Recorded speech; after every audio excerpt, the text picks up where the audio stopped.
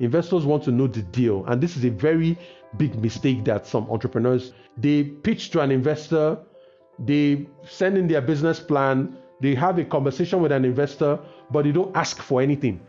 So what is your ask? That is what the deal is all about. What are you asking for?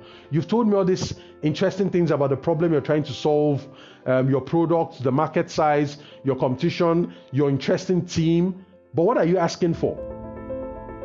Every big thing starts small. It's a natural law. Every big multinational corporation was once a small business. Welcome to the Small Starter Business Podcast, a unique podcast for practical tips and advice to help you start, grow, or turn around your business. Welcome to another episode of the Small Starter Business Podcast. I am your host, John Paul Iwuoha. Today's topic is about raising money to start a business or grow a business or turn around a business. This is a very important topic for entrepreneurs out there because as long as you're building a business, you're likely going to need money. There are always going to be things to do. So in this episode, I'm going to be talking about the important things you really have to put into your proposal, your pitch, your business plan, or whatever it is. As long as you're going to reach out to people to try to convince them to give you money, to try to convince them to put money into your business. It doesn't matter if they are your bank, an investor who is your friend or a friend of a friend, or a formal institutional investor. There are 10 things you have to put into whatever it is you're going to present to them to make yourself much more convincing and increase the chance of raising the money that you're actually looking for. Now, before I go into those 10 things, there are some important things to get out of the way. The very first is a high rate of rejection. As people try to raise money, you're going to face rejection quite a lot, and for several different reasons. And one way to reduce your rate of rejection is to actually give investors what you're looking for. That's one common feedback I get from investors. They're like, many businesses that approach us are not investment ready, or they don't understand what we're looking for. I always get, it's a recurring theme with entrepreneurs that I talk to. You know, why didn't you invest in this business, but you invested in that business? You know, so it's important to understand these differences so that you don't end up being a statistic, or you don't end up being frustrated as you try to raise money, but then you're being turned down. The second important thing is that you need to understand how investors think. Investors focus on risk. Now, this is like the opposite side to entrepreneurs. I've never seen an entrepreneur who believes that their business will not succeed. Entrepreneurs are very optimistic people. Now, investors may be optimistic, but they are much more realistic because they balance the opportunity with the risk. Unlike entrepreneurs who often focus a lot on the opportunity and don't really think much about the risk, investors look at the two. They look at the opportunity in your business and they also look at the risk. It's very important. Every single time you're talking to an investor, I can bet you they are thinking of two things. The first is, will I make money from this opportunity? Will I make money by investing in this business? The second question is, will I lose money if I invest in this business? If you don't convincingly address these two questions, you are not going to get their money, because your biggest enemy, as long as raising money is involved, is doubt. The moment there are doubts about putting money in your business, you're unlikely going to get that money, because when investors doubt, they keep their money to themselves. And then the third thing is to address, like I just mentioned, is to address the big questions in every investor's head. And that's exactly what these 10 points are about. They are about addressing the 10 most important questions in the head of any investor. They could be a bank, they could be an organization that helps entrepreneurs with money, maybe like an NGO or whatever. Whether they are for profit or non-profit, as long as you are approaching them to raise money, these are some of the important things you have to include in your proposal. The very first thing you must put in your proposal or your pitch or your business plan is to start with the problem, the need, or the want. What is the problem you are solving? What is the need you're trying to meet? What is the want that you're trying to satisfy? Now, the reason investors are very interested in the problem or the need or the want your business is focused on is that they want to answer one question: why will people care? So you have this amazing product or you have this innovative service The big question is, why will people care? And the most convincing answer to that question is that people will care because it solves this problem. And then you describe the problem. The more you're able to show your understanding, your deep understanding of the problem you're trying to solve, the more capable you are in the eyes of potential investors. So, for example, they want to know how serious or painful or important that problem is. There are all sorts of problems. And there are also problems that people will not pay to solve because they can endure the problem, or there's or there are alternatives to what you're proposing. So investors want to know, why will people care? Why will people care to buy your product or your service? And like I said, the only way to answer that question convincingly is to talk about the problem your product is solving, or talk about the need that your product is meeting, or talk about the want that your product seeks to satisfy. So, for example, you are in you have a solar startup. You have a business that more or less installs solar solutions for businesses and for homes, for residential homes. And then you lead your proposal with, did you know that 60% of residents in my city have less than 4 hours of power supply every single day? What that means is a lot of inconvenience. They cannot buy, cook, and store food for the long haul. They are spending a lot of money on dirty fuels, on petrol. They are running noisy generators. There are all sorts of inconvenient things, and it's actually much more expensive to run or provide power to yourself or to your household by using generators. What I'm proposing is a better alternative.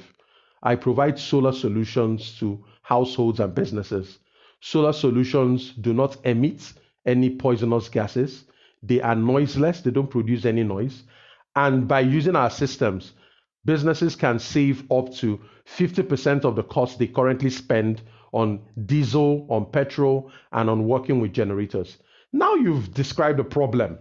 The problem is that people have a serious problem because they are not getting access to electricity. And that's a very serious problem. It's a painful problem. It's the kind of problem that people will be willing to solve at a price.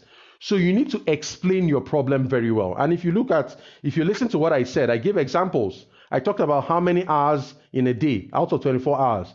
I talked about how many of such people this affects. I talked about what they are doing. The generators are noisy. They emit poisonous gases, all these things. So you need to be specific about the problem, need, or want your business is focused on. Why? Because it answers one critical question in the mind of any investor you meet. Why will people care? So people will care if it's a serious problem, if it's a fundamental need, or if it is something that they desire, something that they want. After you've talked about the problem your business is going to solve, or the need or the want, the next thing you talk about is your solution. So using the solar example, I started my pitch by, did you know that 60% of residents in this city have less than 4 hours of power supply every day? That's the problem, right? So after doing that whole pitch and talking about all the other things that are related to the problem, the next way to come in is your solution. And there are two key questions investors want to hear when it comes to there are two key questions in the mind of every investor when they think about your product. But there is a danger here. The danger here is that entrepreneurs easily get carried away by discussing the technical and technical features and aspects of their product or service. Nobody is interested in the features yet at this early stage. They are only interested in two critical questions. The first is, how well do you solve the problem? It's a question of effectiveness. How well does your product or your service solve the problem you just described? So that's where you can now come in. So for example, I can say that our solar solutions depend on, you can mention the technology, how it solves the problem. Our batteries are much more durable. We have it's more or less, there's AI involved. There are smart meters. We can regulate the consumption of the clients. There are things you can just mention in there to prove that your solution is effective. How well do you solve the problem? It's a very critical question investors have on their mind. The second thing they want to know about your solution is what is different about you. Why will people look at you? Why, especially if it's in a market where there are already existing products and services. So what is unique about you? What is different about you? Why will people care about you? Why will people even consider you? So it's important that you're able to answer that question. Maybe you're offering something nobody else is offering in terms of the features. Maybe your price is better than the competition.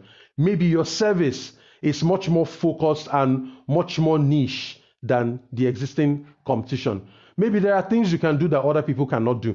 But if you cannot answer the question of uniqueness, what it tells the investor is that you are not going to last. Somebody can easily copy you, or somebody can easily crush you. If you're not unique, you're not going to last. So those are two critical questions. Don't go down the rabbit hole or trying to impress the investor with how technologically advanced your product is, or how smart you are, how intelligent you are. Nobody's interested in those things at this stage. What the investor wants to know is, are you effective? How well do you solve the problem? Are you unique? What is different about your solution? The third thing investors want to see is a sign of validation or track record or traction. So what this means is, what is the objective proof that your solution works? So think about it for a moment. There is a problem, yes. You've proven it with your statistical evidence, your numbers and all that. The problem exists, no doubt. You say you have a solution that works, right? Now we need to see proof. What is the evidence that the market believes in this product? What is the objective proof that your solution works? And when it comes to validation and more or less proof, there are a couple of examples. Some of them are stronger than others. Having a working prototype is one example of a solution that works. If you say your solution works, how do we know it's not just an idea, right? Is it still an idea, or is it a real product? If it's a real product, does it work? So having a working prototype, very, very important milestone. Another is user numbers. So this will be very common for maybe a software product or a SaaS product. And do you have users? Are people using the service? If people are using the service who are not your friends, your family, these are total strangers, that means the market is seeing value in what you're offering. So user numbers. One strong form of validation is sales. Once you have sales, that is a language investors love. How much of this have you sold so far? Because your ability to sell that product means that the market sees value in it. That's exactly what it means. If people are buying the product, that means they see value in it. And that is objective proof that your solution works, because nobody will buy your product if it doesn't work. The only thing that is stronger than sales is repeat sales. So you have people who have bought from you before, and then they are coming back to buy from you again. That's a stronger form of validation, because guess what? If a person buys from you the first time, you can fool people the first time. You can use your marketing skills and all of that to fool people the first time. But when people come back a second time, it's coming out of a place of value, out of a place of conviction. So if you have repeat sales, that's another very strong sign of validation. Another example would be strategic alliances. If big distributors or retailers have agreed to carry your product, or there's a letter of intent, or there's an expression of intent that they want to do business with you, that is a strong form of validation. Because all these big companies, all these recognized businesses, or even other businesses that are entrenched in the market, they will not risk their business on somebody they don't believe in, or a product or service they don't believe in. So those are examples of proof, objective proof. No matter what you have in your proposal, you need to show proof that somehow, whether it's by sales or repeat sales or your working prototype or whatever, that the market can see value in this product or service. It can even be the outcome of your market study or your market research. Those are points of validation, because it's a common question the investor will have in their head. Is there objective proof that this works? The fourth thing investors want to see that significantly influences their decision to invest or not invest in the business is the size of the market. So there is a problem, and then you have a solution. But how large is this opportunity? What is the size of the market we're looking at? How big is the demand to solve the problem you're trying to solve, or to meet the need you're trying to meet, or to satisfy the want that your product focuses on? How big is the demand? And the reason is this. If there's only small demand for it, what it means is that there's not much money to be made in that market. And when there's not much money to be made, what you're telling the investor is that they are going to take this risk in investing in your business. But then if it works, there's an upper limit to what they can earn. And investors don't like upper limits, you know? They want it to be such that if you're going to take a risk in your business, the upside potential needs to be significant enough. So it's about reward and risk. Some investors don't mind taking a higher risk if there is potential for a higher reward. But you don't ask somebody to take a high risk and for limited reward. It doesn't work that way. So investors want to know how big the size of the market is. And I see this a lot in proposals and presentations by entrepreneurs. People use words like it's a huge market. It's a very large market. Nobody cares about your assessment of how the market is, whether it's large or huge. They want empirical evidence. They want logical proof about the size of the market. So it's not just about saying it is large or it is huge, it's huge, or you call out one big number. There has to be evidence.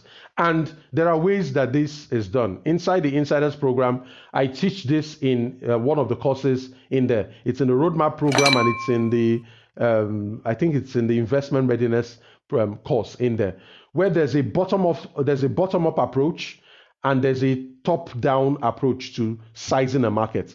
And there are critical aspects to the market that investors will be looking at. They'll be looking at things like your TAM, your SAM, and your SOM. Your TAM is your total addressable market, and your SAM and your SOM, which is of course your obtainable market. And these are strata within the market that investors want to see that you understand how large the market is in concrete analytical terms. So this is not just something you pull a number from somewhere. You need to be able to break down the numbers in your market. And like I explained, you can do this top down or bottom up. The other thing investors want to know about the size of your market is it a growing market or is it a declining market? And there's a big difference. A growing market means that going into the future, this opportunity would grow bigger and bigger and look better and better. A declining opportunity means that, this opportunity may be big now, but it's going to progressively get smaller as we go into the future. Typically, investors prefer growth markets. They prefer a market that is growing over time, because what it means is that the size of the opportunity, the size of the market demand would also expand in tandem. The other thing they want to know about your market size is that they want to know the drivers of the market demand. What is driving this demand? Sometimes the driver might be population. If the size of a population is growing, it's likely going to lend to higher demand for some products and services. Sometimes it might be urbanization. As more people get into the cities and the urban areas, the demand for certain products and services continue to grow. Sometimes it might be climate change, that is causing the demand because consumers are trying to pivot. You can see that in the renewable energy space. And you can even see that behind the growth of a company like Tesla. The reason why many people want to buy electric cars is that you will see that a huge segment of those customers are passionate about the environment. They care about the environment. They don't want to be one of those people who are contributing poisonous gases. So they're coming from a place of conscience. So you need to know what the driver of the market's demand is. If not, investors are going to feel like you're trying to get into something you don't understand. But when you know what drives the market, where those critical market drivers are, then investors start to see you as a credible person who can adapt to a market, even if the market changes. Because if you understand what is driving a market, you have a higher likelihood to adapt, to improvise, and change your tactics or your strategies the moment the market changes. But if you don't know what is driving your market, when the market changes, you're going to be caught on the back foot. You're going to be confused and frustrated because you do not understand the market. So investors want to know you understand the market. And one sign of a deep understanding of a market is knowing what drives that market, knowing what factors drive the market.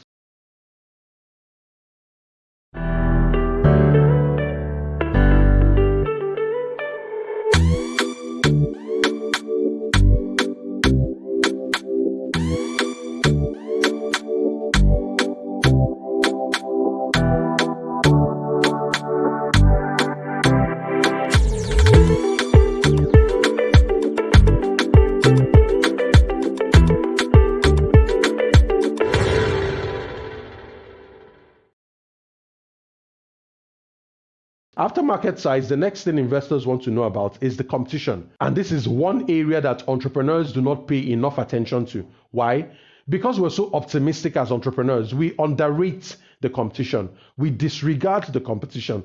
We behave like they don't exist. But investors are not like that. Remember, entrepreneurs may be optimistic, investors are realistic, right? And if they are going to be realistic, they may believe in your product, they may believe in the problem you're trying to solve, but they also have to look at other people who might be doing something similar. So the question is, who else is doing something similar to what you're doing, either as a direct competition or as indirect competition? For example, if you're going to move from one city to another, there are different ways you can do it. You can go by plane or you can go by road. Those two are direct competitors, right? But what if I was going for a business meeting? All of a sudden, Zoom or Skype or WhatsApp calls is a competition to the airline industry. Because rather than go on that trip, I can actually have that meeting on Zoom rather than travel. So you need to be able to think in terms of direct and indirect competition. Who are those competitors that you know that directly compete against you? And what are the alternatives out there? What else can people do? If they cannot afford your product or they don't want to use your product, what other alternatives are there? And the trick is, if there are alternatives that are cheaper, people will endure and use those alternatives rather than use you. So you need to be able to think of competition on a much more broader basis than just direct competition. So investors want to know how well you understand the landscape in terms of the competitive landscape, in terms of who else is out there, who else is doing something similar, either in a direct way or an indirect way. The second question investors want to know is, how will you survive the competition? So they want to know if you know who else is out there. The second thing they want to know is, how will you survive this competition? What will make people buy from you and not from the other people? In essence, they're asking for your competitive advantage. What will make you last in this game? What will make you survive and thrive in this game, given that there are other players on the field? Raising money from investors is not really about what you write and all of that. They want to see the confidence, they want to see the conviction, they want to see that you've thought about these things, because they are coming from an angle of risk. And risk management is about asking the right questions. So if there are other people out there, what makes you think you're going to exist? This is not about, and you need to have a strategy for it. So it can't be about hope. You can't say that I hope we are going to survive. That hope is not a strategy. You need to have a concrete competitive advantage. Maybe you are more affordable, maybe you're more responsive, maybe you're more flexible, maybe your customer service is better and deeper than anything that is out there.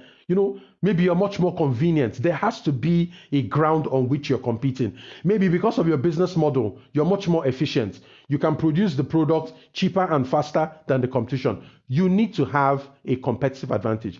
Or it could be intellectual property. There is something you know that other people don't know. It could be that simple. There is some know-how, some craftsmanship, something special about what you do that other people don't know yet. And maybe it might take them 2 or 3 years to catch up to what you're doing. So you need to be able to show competitive advantage. And one example, again, I like to use that example because it's relevant, is Tesla. Tesla started the race for electric cars in an industry where there are incumbents. Companies like Ford, Toyota, BMW, Mercedes-Benz have been around for decades. How does a young, unknown company rise up from nowhere and is beating the car companies at their game? One thing that Tesla has that many of them don't have is that Tesla has IP. It has intellectual property about making electric cars. The other thing that Tesla has is that Tesla is not burdened by the existing infrastructure and production facilities that other car makers have. Other car makers have invested billions of dollars in building their facilities to create internal combustion engines, to create petrol engines and diesel engines. Tesla doesn't have any of that. Tesla is essentially building from scratch. So you need to be able to describe your competitive advantage because it answers that question in the investor's head. How will you survive and thrive in this market? especially when there are other people who are doing something similar to you. The sixth thing investors are going to be looking at is your business model. Now, not every business may have a business model, but it's a nice to have. Investors want to know that you've thought about your business model. There is a specific episode that focuses exclusively on how to build a solid business model for your company. I think you should really look through the previous episodes to listen to that episode. Based on the performance of that episode, it appears it resonated a lot with a lot of our listeners. So essentially, the business model is about three things. The first is, how will your business operate? That's what investors want to know. So you're trying to solve this problem, interesting problem. You have this great product. There is objective proof that people want it. So there's validation. And then the size of the market is attractive. We like it. And we can see that you have a solid competitive advantage. This is not something that anybody can easily copy or outdo you or crush you. We like that. So how is all of this going to work actually? Can you run us through exactly how this business is going to operate? When you hear that kind of question, they're asking you about your business model. How will you produce the product? How will you make the product? So that's your production model. How are you going to serve your customers?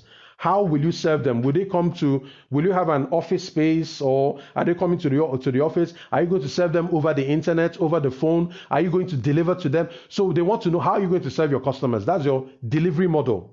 And then the third one is, how will your business make money? That's your revenue model. How are you going to make money? Are you going to charge a price for each product? Or will it be on a subscription basis? Or are you going to give away the product for free and then charge for advertising? There are different models, there are different ways you can play this. So investors want to know, what is your business model? How are you going to create the product or service you're offering? How are you going to serve your customers? That's your delivery model. How are you going to make money? Your revenue model. The way you answer these questions, the way you sound when you answer these questions, how convinced you are, how confident you are when you answer the question about your business model, will go a long way improving your capability in the eyes of a potential investor. It's very important you listen, you focus on it. Like I said, some businesses may not have figured out their full business model. It's not a problem, but investors want to know you're thinking about it. The seventh thing I need to talk about, which is very, very important. Note, I said very, very important in capital letters. Very, very important is your team. And the reason they're looking at your team is, for one thing, your execution ability. Anybody can identify a serious problem in the market. Anybody can have a bright idea for a product or a service. Anybody can make a few sales, right? Anybody can come up with intelligent ways to create a competitive advantage for their product or their service. But then when it comes to execution, what it means is that when things change, when the market changes, when the plan doesn't go according to plan, do we have the right people who have the knowledge, the skills, and the experience to make this business succeed? That's a critical question. Investors are looking for three things: knowledge, skills, and experience. Because those are the three things you need to be able to execute flawlessly. Of course, the fourth one is mindset, the kind of personality. Are you somebody who has grit? Do you persevere? Are you determined? All those things are also involved. But the knowledge, the skills, and the experience, very important. You're trying to start a telemedicine company. You don't have any experience in the healthcare industry. That is a potential flaw, because you don't understand the industry. Compared to somebody else who's worked in the industry before, has a couple of relationships and contacts in the industry, understands the cycle of the industry, that person is much more suited to that business because they have relevant expertise. They have the experience, they have the skills, they have the knowledge. But what happens if you are in love with a particular business idea, but you don't have the experience, or maybe you don't have the knowledge, maybe you don't have the skills? There are a couple of things you can do. You can learn it. I've seen situations where people delay launching their business and go to work in that industry so that they can have first-hand knowledge and understanding of the industry. You can learn a skill. It's possible. You can hire people who have it. You can have a co-founder or a business partner who has the knowledge or the skills or the experience that you lack. You can employ people, your very first employees. You can hire them on the basis of the skills and knowledge and experience that they have that you lack. They could be your consultants. They could be your contractors. They could be your advisors. So those things you lack, you can Either hire them or you can lend them. But investors like to see a team of balanced people, typically a founder and a co-founder, where sometimes one person has the business skills and experience, the other person has the technical skills and experience, so that they complement themselves. One person is very good in operations and production, the other person is very good in marketing and business development. So there is a balance. So investors want to see the capabilities of your team because they know one thing: when they give you that money that you're asking for and the market changes, the person they are betting on is no longer the market because the market has changed. The opportunity may have changed. But if you bet on the right people, you can always trust that the right people who are capable enough will make the right moves, take the right decisions to make sure that the investor does not lose their money. So it's very important when it comes to your team. You need to be able to show either yourself, your co-founder, advisors, consultants, mentors, coaches, all those things help because investors want to see who do you have in your corner, who do you have on your side, who can you count on when the chips are down. Very, very important point. The eighth point I need to talk about is your story. This is a point that a lot of people take for granted, but it's also very important for one important reason. Investors may be shrewd people, they may be realistic people, they may be numbers people, but something very interesting about investors is they are human beings. And if they are human beings, they are still vulnerable to emotion. So I'm a big fan of infusing any kind of influence, whether you're trying to sell to somebody to be your customer or you're trying to hire them to be a business partner or employee. Once you're dealing with human beings, emotion is a very powerful tool because human beings are vulnerable to emotion. And one way you can put it into your proposition or your business or whatever pitch you're making to an investor is to have your own story. So one of our foremost insiders, the guys behind Smart Havens Africa, very nice company. They are building affordable houses for people in low income earners. Many of them are single parents, single moms, all of that. One powerful part to their pitch, which led they were one of the finalists in the Africa Prize for Engineering Innovation, organized by the Royal Academy of Engineering in the UK. And they've gone on to be featured on BBC, CNN. One of the cornerstones of their pitch is that they have a strong story.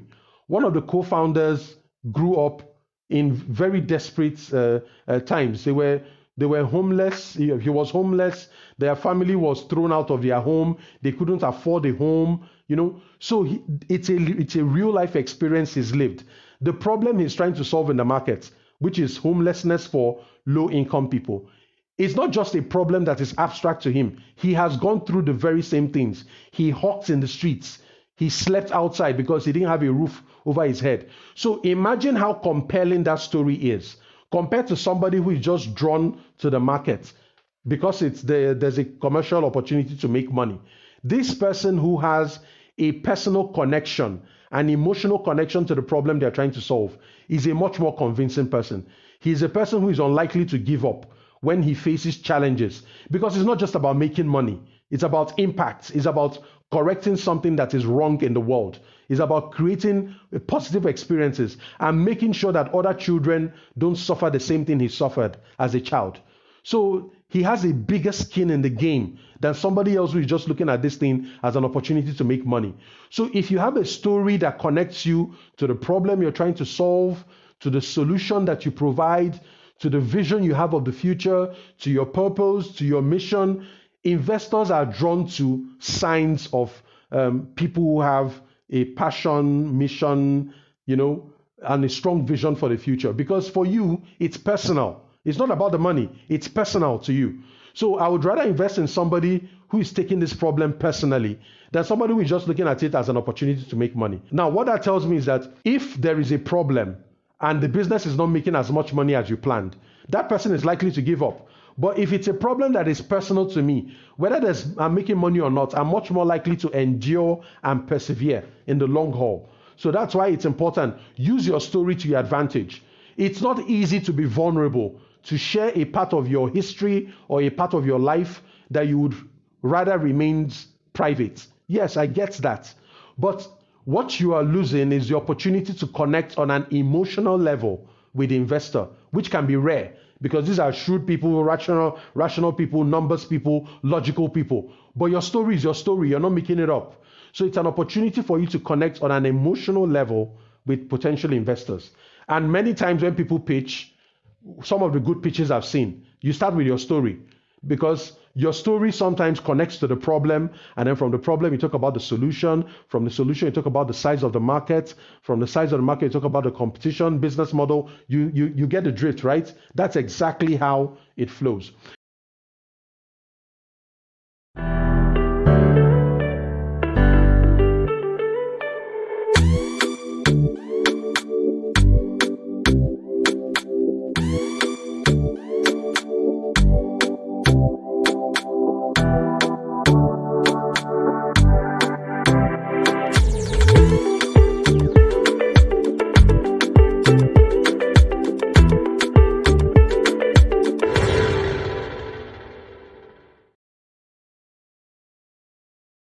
So after the story, another important part you need to include in your pitch or your proposal to potential investors is financial performance. So what do your past, present, and future numbers say? So this is the part where investors want to look at your numbers.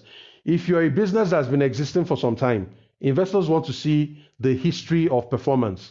How have you performed over the last 3 years? So it's very common if you're trying to raise money from the bank and you are an established business. Most banks will ask you for your financial statements, audited financial statements for the last 3 years. Audited means that an external person, a third party, a professional accountant has looked at your books and certified that they are okay, so that they are credible, right? So they want to see what your history of performance has been. If you are a business that has not really been in operation for long, they want to see what your present performance looks like. What are your revenue numbers, your gross profits, operating profits, customer numbers, all those metrics. They want to see what your numbers say. And of course, there's this other interesting part of your proposition, which is the future projection. After the investor gives you the money, what is the performance going to look like going forward? It's an important part that investors want to see. And there's some bit of work that goes into preparing these financial statements. That's why we have a dedicated course on it inside the course area in the Insiders program. From preparing your income statement to your balance sheet to your cash flow statement, you need to be able to condense everything you said so far in your proposal into numbers that investors can look at and say, okay, this thing has potential. And investors also want to see, is the performance reasonable? Because sometimes you see a company that's not making any money, and then all of a sudden, in their future projections, it goes up like a shooting star, like a hockey stick, right?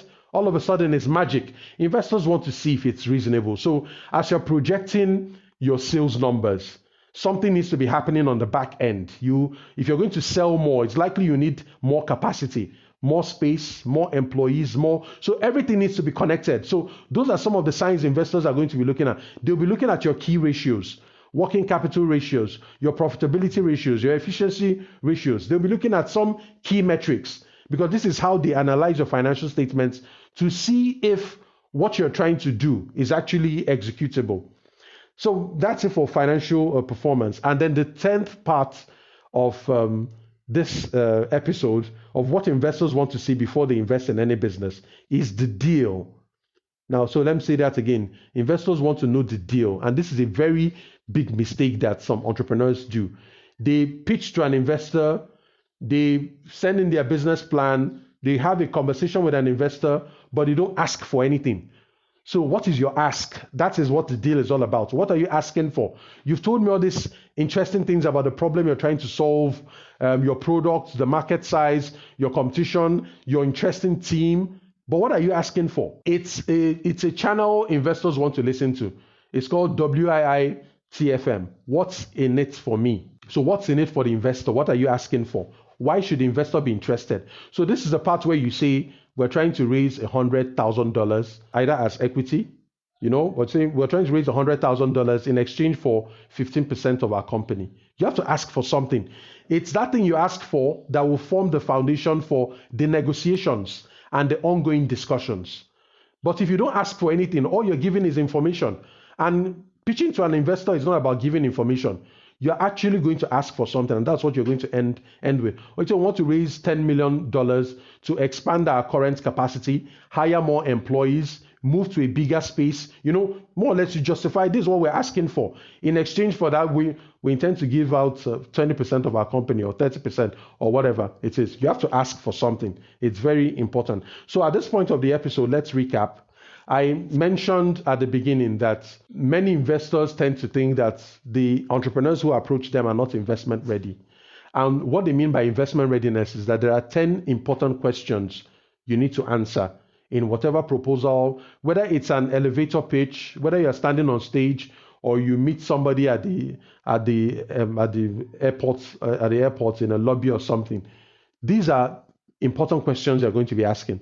What is the problem you're trying to solve? And they want to know how serious the problem, because if the problem is not serious, nobody will pay for a solution. So what's your solution about? Does it work? How unique is it? Why should anybody care? So what's the validation for this? Is there any objective proof that what you're trying to do actually works? Market size. How big is this opportunity? What's the size of the demand? How many people have this problem? What's the size of the demand? Are you the only person who is doing this? Competition. Who else is out there? Who else is doing something similar? How are you going to survive the competition? What is your competitive advantage? Your business model. So all of this sounds fantastic, but how is it going to work? How will you get the product? How will you make it? How will you serve your customers? Oh, all of this sounds interesting, but how can you make money out of this? What's your plan for making money? What's your revenue model? Your team. Okay, this is nice, but can you make this happen? Do you have the knowledge, the skills, the experience, or even the personality to make this happen? Who else is behind this? Who do you have in your corner? Who are the people who can make this work in terms of execution? All these things are dreams and ideas and plans and strategy. Anybody can do that. But when it comes to execution, you need people who have the right knowledge, the right skills, the right experience to make it happen. So who's on your team? What's your story? Why are you trying to solve this problem? What's in it for you? How personal is it to you? How important is this to you? I'm asking because the market can change. Your plans can change. Your strategy can change. But if this is personal to you, if you're doing this out of a strong purpose, then you are likely to last in the game. Because every investor who knows their salt knows that a business is about endurance. It's a marathon.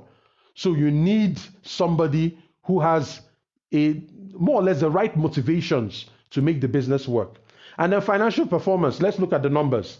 So I like all these things you're saying. They look nice, but let's see the numbers. Are they actually workable? What's your historical performance if you're a company that's been in existence for quite some time? How are you performing now? What's the projection for the next 3 years or the next 5 years? Let me see the numbers. Let me see your key ratios and all those things. Very important. And then, of course, the deal. What are you asking for? Why are you pitching to me? What do you want from me? What do you want from me? And what do I get in return? So these are important aspects of every proposition. You can take some of them in any order, but some of them are very important and they are cardinal to your presentation. So at this point in the episode, there are 4 things I need you to consider. The very first thing I need you to consider is to join the Insiders program. You're trying to pitch to an investor. You're trying to get investment ready. You're trying to raise money from potential investors, whether banks, whether formal or informal, institutional, non-institutional, for-profit, non-profit. Most of the job is already done. Go in there, learn everything you need to learn. You're going to get direct guidance from me. I'm going to be in your corner. I've done it several times.